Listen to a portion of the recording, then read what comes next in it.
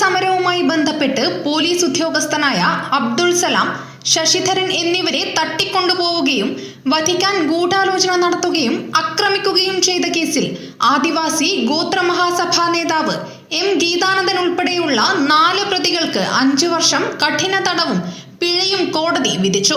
പിഴയടച്ചില്ലെങ്കിൽ 2 മാസത്തെ അധിക തടവ് കൂടി അനുഭവിക്കണം. ഗീതാനന്ദൻ, ബിനു, രമേശൻ കൊയ്യാലിപ്പുര, അനിൽകുമാർ എന്നിവരെയാണ് കോടതി കുറ്റക്കാരെന്ന് കണ്ടെത്തി ശിക്ഷ വിധിച്ചത്. അബ്ദുൾ സലാം, ശശിധരൻ എന്നിവരെ തട്ടിക്കൊണ്ടുപോകൽ, വധശ്രമം, ഗൂഢാലോചന നടത്തൽ എന്നീ കുറ്റമുൾപ്പെടെ തെളിയിക്കപ്പെട്ടു. കേസിലെ 1, 3, 5, 11 പ്രതികൾക്കെതിരെ 16 കുറ്റങ്ങളിലായി 19 വർഷം കഠിന തടവും 7 മാസം തടവും പിഴയുമാണ് വിധിച്ചത്. ശിക്ഷ ഒന്നിച്ചനുഭവിച്ചാൽ മതിയെന്ന കാരണത്താൽ 5 വർഷത്തെ ശിക്ഷ മാത്രം അനുഭവിച്ചാൽ മതിയാകും.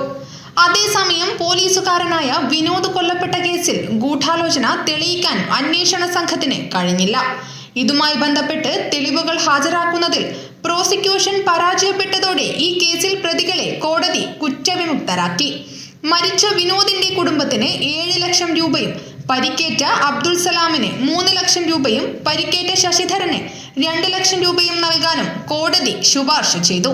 News bureau, Kannur media.